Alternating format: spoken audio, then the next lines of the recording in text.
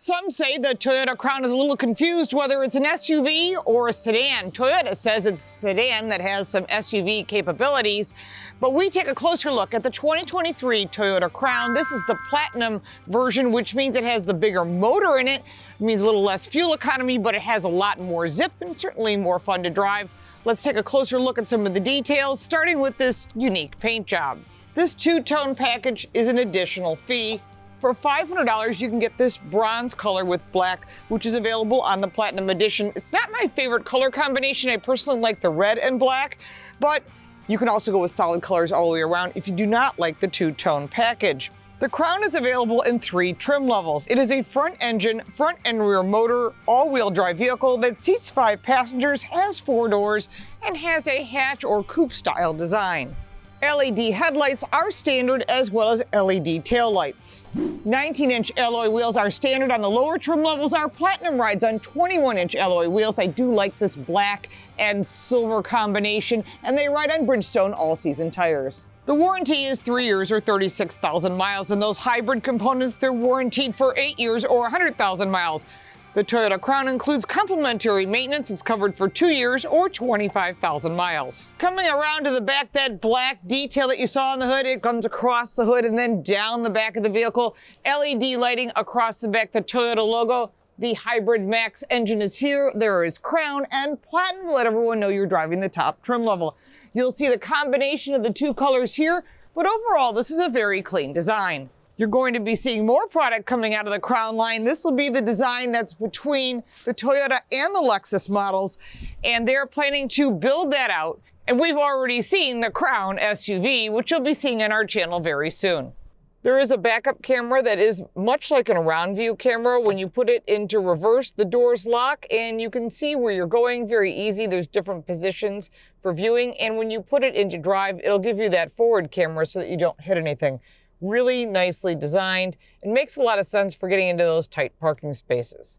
When it comes to seating, the entry level is a cloth seat. Add the Limited or the Platinum Edition and you move up to this beautiful heated and ventilated leather type seat. It has 8-way power settings as well as lumbar for the driver and passenger side. There is 3-stage heated and 3-stage ventilated seating for both sides. Going into the second row, you've got attachments for 2 child safety seats and a center armrest. The center armrest has 2 cup holders here and a nice soft touch armrest in back. The seat can fold up for a 3rd passenger. I set the driver's seat for my height. I'm 5'8", and there is a ton of knee room between my knees and the back of the driver's seat. And then on the other side, there's also a pocket as well as ventilation and 2 USB-C charge ports. There is a bit of limited space because of the coupe-like design for your head. However, Toyota has created a little bump in the ceiling to clear tall passengers. On the doors, you have JBL audio system as well as your heated seat settings and your window lifts, and some additional storage in the doors. When it comes to technology, that 12.3-inch infotainment screen is standard, and there is a second 12.3-inch screen that is in front of you for all the gauges. Wireless Apple CarPlay and Android Auto come with it on all trim levels. Ambient interior light choices are also standard, and Limited and Platinum trims add a panoramic sunroof and leather upholstery. Limited and Platinum models also get the 11-speaker JBL stereo system, wireless smart car charging, as well as Wi-Fi, USB-C charge ports. And the bronze details are really nice, giving it more of an upscale feel and appearance. I do like that. I think it looks really nice style. Very modern, much improved. Again, this is between the Toyota and the Lexus trim levels, so there's a lot to offer. There's your wireless charging, USB-C charge ports. Again, that bronze detail that's around the shifter. This is the Lexus shifter. I'm not the biggest fan of it, but it does the trick and you get very used to it. Drive modes are here. There are different drive modes. You've got Eco, Comfort, Sport S, Sport S Plus, and Custom. Lots of trim levels. And then you've got your traction control, your auto hold, your parking brake. One of my favorite features of Toyota products is the 2-way glove box, because either way, You get full access, whether you're driver or passenger side. Really well thought out, all soft touch. There is some hard plastic, but this is a Crown. This is a mid-range product, and I think they did a nice job. Storage in the doors as well. In front of you, you've got your standard Toyota steering wheel with all the controls that you should be used to, changing the gauges on the left. You've driven a Toyota before. And on the right, you've got your safety systems for cruise control and the ability to change your audio system. There are paddle shifters on our Platinum trim level. Everything is on a stalk, so it's pretty easy to use. And I do like this pretty grippy steering wheel. Again, that's nice, and it's heated, which we need here in this cold temperatures. More bronze details, really nicely done, and there is memory seat settings on our Limited and Platinum trim levels. Under the hood is the powerful hybrid max powertrain. It's a turbocharged 2.4-cylinder engine, and it's backed by an electric motor on the rear axle, combined with 340 horsepower, 6-speed automatic transmission. Fuel economy is 29 miles to the gallon in the city and 32 on the highway. 0 to 60 time, 5.1 seconds, and it runs on regular fuel, which is much appreciated. Now, if you're looking for better fuel economy, the base hybrid 2.5-liter 4-cylinder engine has 3 electric motors and a continuous variable automatic transmission called an eCVT. 42 miles to the gallon in the city, 41 on the highway, and its 0 to 60 time is 7.2 seconds. In the future, we'll see a plug-in hybrid and an EV variant. 0 to 60 time in the hybrid max is 5.1 seconds, which is respectable for a vehicle of this size. But I put it into Sport Plus because I wanted to get a feel for the ride differences. And there are ride differences, but one of the things I really like about this car is it's, as expected, like a Toyota, like a Lexus, a nice, comfortable ride, easy to drive. And that's one of the things that I think is going to be a big success for the Crown, is if you want something that is a sedan, gets you places, that has a comfortable ride, good brakes, well balanced, which is important, and all the top safety features, this is one of the vehicles that I would put on your shopping list. Again, if you want that more fuel economy, you're going to look at that entry-level trim. One thing that this vehicle offers is energy flow. So if you want to be a fuel saver, you can go through this energy flow model and get yourself trained to drive in that eco mode, which I kind of find boring. It does the trick, but I personally prefer the Sport S or Sport S Plus because you're going to get all the performance that you want. And this vehicle does offer a lot of performance. You're talking about the Hybrid Max, which means you're going to get really quick response. And that's part of what people are expecting in a vehicle like this. And now that you're adding all this hybrid technology to gasoline-powered engines, you really are getting the best of both worlds. You're going to get that good fuel economy, that nice performance, that instant reaction that we all kind of want. So especially if you're getting around an accident, a situation, getting on an on-ramp, you're not going to have any anxiety about, will this vehicle be able to make it?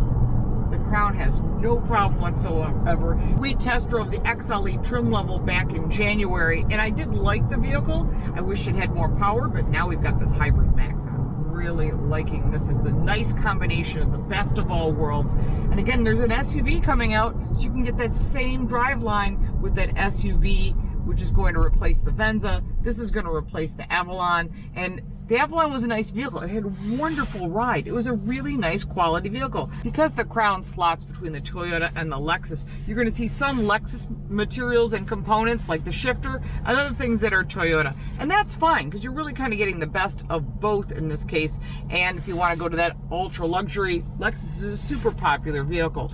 Now, overall, I'm really happy with the technology. The easy visibility on this car is excellent, which I find very important. I want to be able to see. It's kind of a high seating position, which you can lower if you want. They've really done a nice job in putting this vehicle together. I think that Toyota is going to have a lot of success with this Crown lineup, and I think that we're going to see even more vehicles and more powertrains coming in the near future. Pretty easy to drive too, as far as parking spaces. This vehicle is pretty easy to drive as well. Like I said, when you're driving a Toyota, you know what you're getting, and I think that's why they're going to have such good success. The Platinum model of the Crown also comes with adaptive dampeners, and what that does is it just makes for a nicer ride. Now you can change that drive mode to something that is comfort.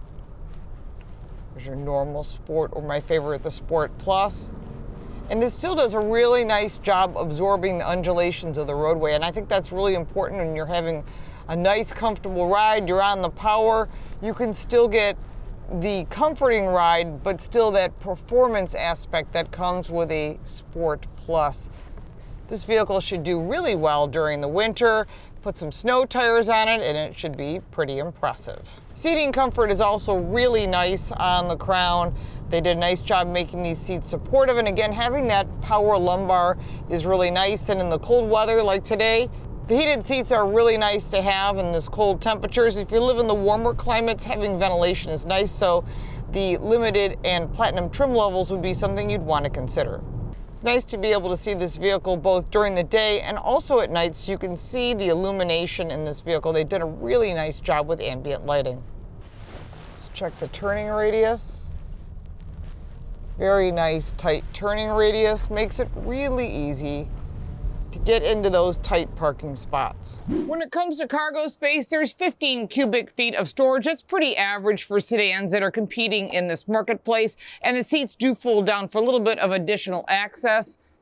In addition, there is a full-size spare tire underneath, and that is really appreciative, especially if you have a problem on the side of the road. Not a big fan of those tire inflation kits, but Toyota has decided to leave in a full-size spare, which I do appreciate. The 2023 Toyota Crown starts with the XLE trim level at $41,000. You can go to that mid-level trim, the limited at $46,645, and our Platinum Edition, the top of the line, is at $53,445. There are some pros and cons that are important to note, as well as competitors. On the pros side, you got good fuel economy. It's a large car that has really good storage, considering that it's pretty average for the size. I do like the new 14-inch screen, as well as the wireless Apple Carplay and Android Auto, which is standard, and standard safety, super important, as well as maintenance, which will help cut down some of your costs. On the negative side, I'm not the biggest fan of this two-tone color combination, and this car is kind of confused whether it wants to be an SUV or a car, but like I said, the Crown's going to have an SUV coming out which will replace the Venza, and this vehicle replaces the Avalon, so then it makes a little bit more sense than just one car in the middle between Toyota and Lexus. So I'm looking forward to seeing more Crown product coming out in the near future. Now, there are a lot of competitors in this category, and quite a long list. The Subaru Legacy, Volvo S60 Cross Country, Volkswagen RTN, and this is the last year for that as well. The Kia K5, which again, that is also ending, so there might be some good deals out there. Honda Accord Hybrid, Toyota Camry Hybrid, the Hyundai Sonata Hybrid, and the Lexus 300h, which is the premium level of this brand. So there are a lot of choices. If you have any additional questions when it comes to the 2023 Toyota Crown, put them down in the comments below and let's open that conversation. I'm curious, do you think it's an SUV or do you think it's a sedan? It's still sort of straddling that position, but we look forward to hearing your feedback. If you got value from this video, make sure to like and subscribe. Share this video with your friends. We do appreciate your subscriptions. If you'd like to support our channel, you can buy me a cup of coffee. The link for that is in the description below. It is freezing out here in Buffalo, New York. I think I could use a cup of coffee. All of our links to our social media, book, and podcast are down below as well. Thank you so much for watching, and we'll look forward to seeing you next time.